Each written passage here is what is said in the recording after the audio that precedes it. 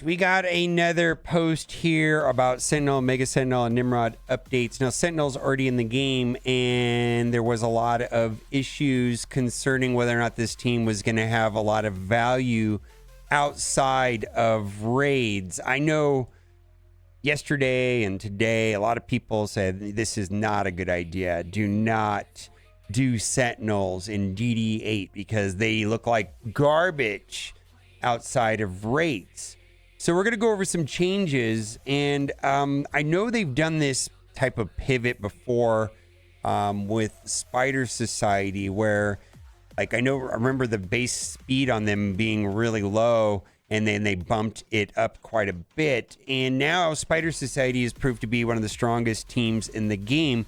So let's read this together, and then we can make a determination if this is going to be okay doing DD8 with these guys or not. I mean, I was just thinking about the stat increases, but this seems like significant changes. Sentinel, Mega Sentinel, and Nimrod dates to enhance ORCHIS teams' performance in modes like Alliance War and Cosmic Crucible.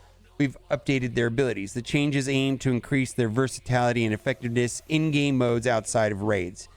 We're updating their kits with targeted improvements to give them more control during a battle and expanding upon a Mega Sentinel's ability to punish mutants and tech enemies. The below improvements are scheduled to go live by early next week. And Sentinel, all right, here's the special.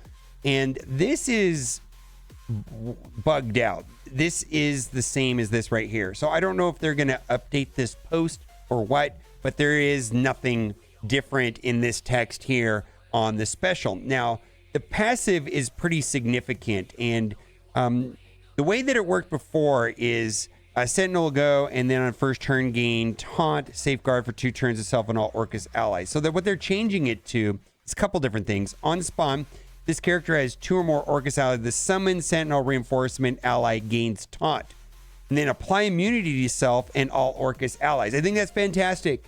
Absolutely fantastic. So now, as long as there's a 3-piece, this will be a pre-taunt.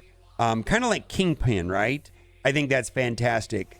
Then also, this was a raid-specific mechanic, and I think it's way better. If this character has 3 or more ORCHIS allies, enemies cannot gain Death Proof or Deflect. So that is any game mode. I think that is fantastic. Then we're going to go to Nimrod, and basically the special here applied ability block.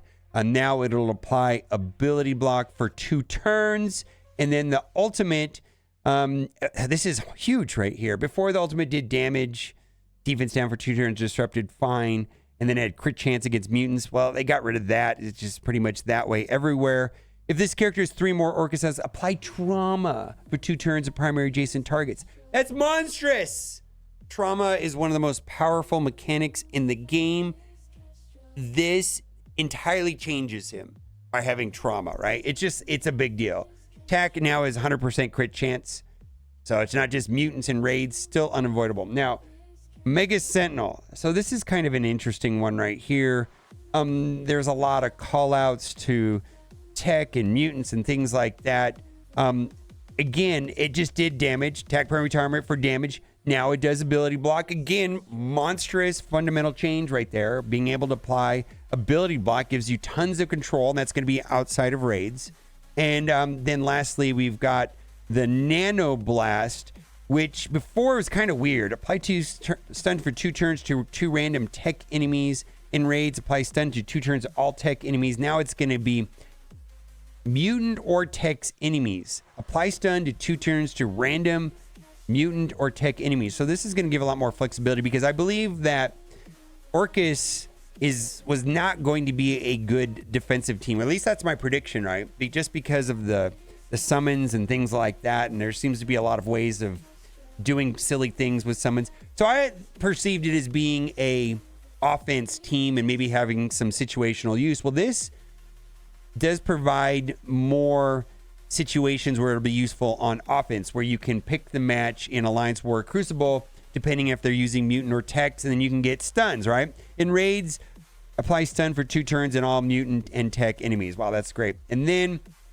there's a ping On mutant enemy turn, attack the most injured enemy for damage and raids 300% instead. At enemy turn end, attack the most injured enemy for 150 damage. In raids, attack for 300 damage again. Instead, this went from being borderline situational and perhaps useless to a ability that, reminds me a lot of Gambit. Because this is going to happening all the time. I think that is significant. And then lastly, Sentinel's ultimate ability was bugged. It was supposed to be unavoidable in all situations, and it wasn't working that way, so they're changing that. So I guess we're gonna have to see. I'm curious what you think in the comment section on whether or not this will be useful enough to be more interested. I think that the recent news on how they're going to unlock Sentinel and all of this other stuff and new character release is put a big damper on whether or not people are going to want to participate on this or at all. And, does this make them more viable? Again, I think it's going to be on offense in Alliance War and or Crucible. And the reason why I say that is that there have been summoned teams for a long time, teams that have summons, and that is to a certain degree been a solved problem. Like, we know what teams will work well against that. Hela does not go on defense. Hela is an offensive character because teams like Hive Mind just run over minions and they get massive amounts of turn meters. So I think this was always going to be an offensive team, and then Kestrel does funny things with Sentinels, with spawns and summons as well. So I just didn't see that way. Now, so my question to the community is this going to be a situation where you're comfortable taking them into Dark Dimension 8? And the reason why I say that is that, and I mentioned this the other time in the video the other day when this planner came out, is a couple things. A lot of people have been asking, why does it include the Crimson Gear? Because they're suggesting that it's going to be difficult. We will see, and that Gear Tier 19 is recommended. Now, the entrance requirement is going to be Purple 3. And as I said the other day in the video, DD 3, 4, 5, 6, 7, 1, 2, 3, 4, a handful of number of players that spent 10,000 or tens of thousands of dollars to go into the Dark Dimension on day one was the way it's been.